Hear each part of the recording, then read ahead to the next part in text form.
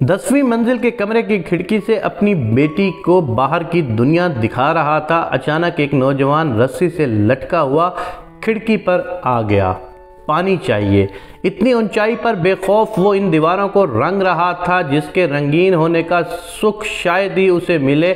میری بیٹی بہت پرجوش ہو گئی کہ کوئی دیوار کی طرف سے کھڑکی پر لٹک کر بات کر رہا ہے۔ ڈر نہیں لگتا؟ یہ میرا پہلا سوال تھا۔ دیوار پر رنگ کا ایک کوٹ چڑھا کر کہنے لگا، نہیں، خوف کیوں؟ کیا نام ہے؟ میں نے پوچھا۔ اس نے کہا، کامران۔ پھر کامران سے بات ہونے لگتی ہے۔ بہار کے اورودھیا ضلع کا رہنے والا یہ 6 مہینے پہلے دلی کمانے آیا ہے۔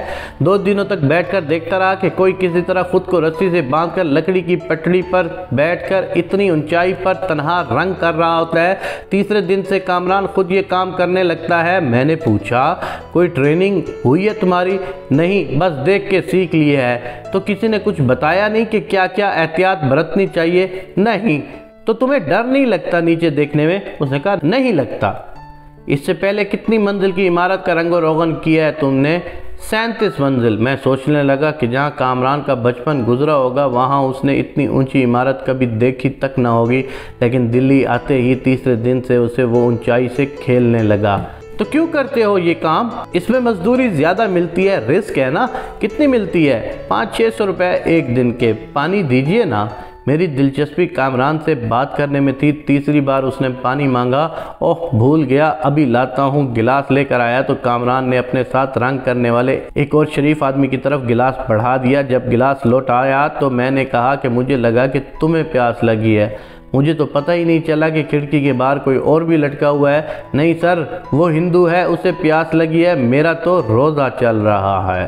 سبحان اللہ، کتنی خوبصورت بات کی ہے کہ اس نے کہا ہے کہ ایک ہندو ہے جس کو پانی کی ضرورت ہے اور میرا تو روزہ چل رہا ہے۔ اللہ تعالیٰ نے اسلام کا سسٹم کتنا خوبصورت بنایا ہے کہ وہ اتنی محنت سے کام بھی کر رہا ہے اور اپنے روزہ بھی رکھا ہوا ہے اس نے، اور اللہ کو راضی کرنے کے لیے اپنی محنت بھی کر رہا ہے۔ ساتھ ہی اسے اگر کسی ساتھ کولیگ نے کسی نے کوئی پانی مانگ لیا تو وہ آگے بڑھ کے اس کو کھڑکی سے پانی مانگ کے دے رہا تھا، اور جب پوچھا گیا تو بتایا کہ میرا تو روزہ چل رہا ہے۔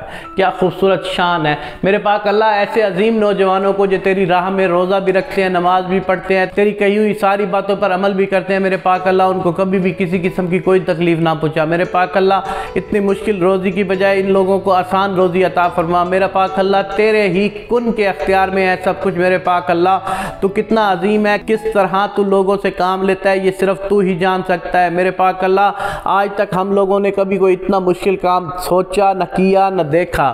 میرے پاک اللہ ہمارے پر رحم فرما اور ہمارے ارد گرد تمام لوگوں پر رحم فرما، اور خاص کر پاکستان مملکت خداوند پر ضرور رحم فرما۔ آمین یا رب العالمین۔